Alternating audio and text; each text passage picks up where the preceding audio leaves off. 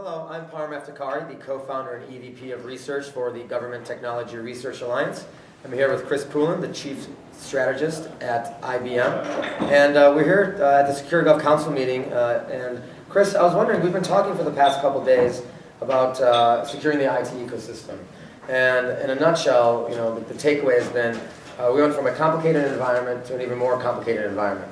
But can you break down for the audience, what exactly has happened to make things so much more difficult from a risk and threat perspective?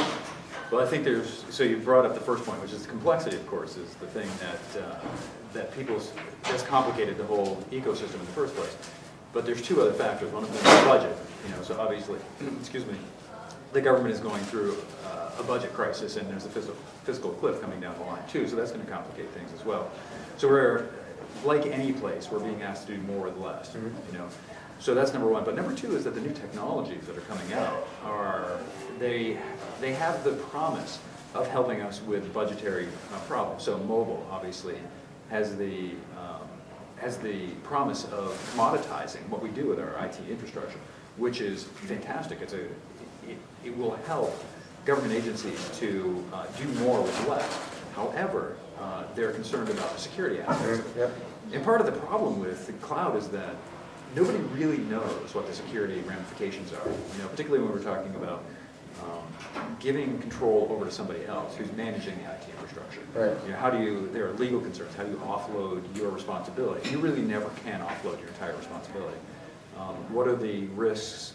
What kind of exposure? The people who are managing the cloud, how well are they doing their job around security? Do they actually understand your data? Because fundamentally they treat your data the same as the next agencies, and those two things might be fundamentally different. And so there's a lot of questions right now, and those will resolve themselves eventually, but that's part of the reason why it's a concern. And number two is mobile, of course. Sure. So again, that's another thing, which is where is the money? What are the risks? Yep. So the reality is that the unknown is what's causing concern over security. And I've been saying this for a couple of years, and I keep saying it's going to be this year, so I've been wrong 2 years in a row, is that we're going to have a pretty severe security breach somewhere, either in cloud or mobile, that's going to change the industry, and it's going to, it's a good thing, it's going to point out where the risks really are, where some of the risks, and two, it's going to force providers, mobile and cloud, to retool their technology to build risk in, because now everybody's going to understand what the risk is, and it will be part of that solution, and then people will flock en masse to adopt those technologies. Absolutely. We've heard a lot of these themes kind of resonating throughout the course of the past couple of days. To that point then, with this fast pace of change and this rush to adopt technology, no one's going to really stop to let things catch up. So what do you recommend that agency executives do to mitigate risk and kind of navigate the current climate from a risk management perspective? Yeah, well, the problem is that there's policy and technology that we apply, right? And I've said this before, that government is really good at making strong policies. In fact, sometimes I would say that they overthink policies. Okay. And in fact, there's a lot of competing policies. Every agency has their own idea on how to get things done. And so there tends to be a clash in policy and not as much action. The commercial sector, on the other hand, tends to act without thinking a lot of times. We think of some great idea and we build it, and then we say, hey, this is going to solve all your problems. And so there is this confluence between those two things, which is we don't necessarily build the technology to solve the policy problems. And the policies don't necessarily solve the risk problem. And so the entire ecosystem has to change. It has to be more collaborative in one sense. So the policymakers, whether it's government or whether it's commercial sector, need to talk to the people who make the technology. The technologists need to not just build something assuming that it's going to solve a problem, because they're very point problem. They solve a lot of point problems. So I think, at least in the government, it needs to be more collaborative. We need to figure out what each other are trying to do, share that information more. But the second thing in my mind is that we rely a lot on technology. We know it's not working. Just look at all the hacks that have happened over the last couple of years, right? And so part of it is we need more people who are trained to understand risk, to understand forensics, to do the research, and really start to get ahead of what the bad guys are doing, right? So, and that means external threat actors, whether it's hacktivists, whether it's cybercrime, but also internal. What are our internal threats? And that actually is something that government is exceedingly good at doing. And if you think about it, particularly with clearances, Government knows how to do background checks, they know how to watch people, they know how, and the government actually is really good at quantifying risk, whereas the commercial sector is not. That's one of the themes that I've gotten from the last couple days. And so, again, that's something that the government can give to the commercial sector can put the technology in place, but both really need to invest more in training people to stop, to get ahead of the threats, to figure out what the hackers are doing, malicious actors, and do the forensics, just do the hard feet on the street work. Yeah, well, it's interesting. Once again, it goes back to technology is not going to solve the problem. It goes back to people and culture and training, and these are the issues that really you see with all the great work government does.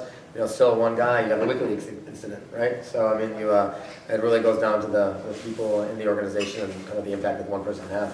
Right, and well, the culture is a brilliant point because it's also about, I've heard people talk about, for example, security awareness training and how, I think it's Dave Attell, who writes for CISO magazine, I believe.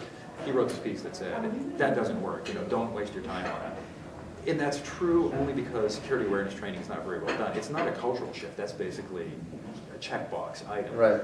But if you make it if you make it part of your culture, then everyone becomes aware, it becomes part of their daily routine. It's not just something you do on a occasional basis. That's certainly one of the steps. So I really like the idea of culture, and you brought that up, and that feels like it is the theme of the last couple of days. Yeah, and I hope it is, because I think it's kind of an important piece. To that point, you mentioned collaboration between government and industry being important. You've been to many GTR meetings. I'm wondering if you can share with the audience, what are your thoughts as to why what we do is so unique, and how does that add value to both you on the vendor side as well as the government as a whole? Yeah, well, so the one thing that well, first off, let's start with the people. I mean, your crew of people are absolutely fantastic. I just can't say enough. I feel like family. And this is my third meeting, and you guys have already adopted me. So this is true. It's quicker than most adoption agencies. So number one, I would say people, and you provide a fantastic environment where there's the opportunity to collaborate, get face time, networking time between solutions providers and our potential customers, right? And it's done in a way that's not vendor pitchy. I don't like to be a vendor pitchy person. Yep. And you've done a really good job here at GTRA at keeping that at a really high signal to noise level, but not squashing the vendor's enthusiasm and our ability to actually have that interaction with the important customers that you bring to the table. And that's the third part, is that you bring just high quality individuals from the government, people that we want to talk to, people who can make decisions. They're strategists.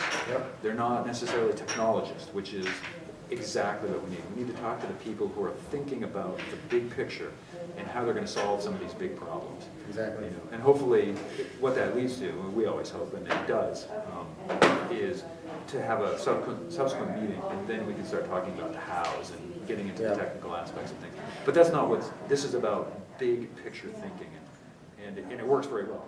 Fantastic. It's great to hear. Well, Chris, thanks for your time, and I look forward to seeing you in June.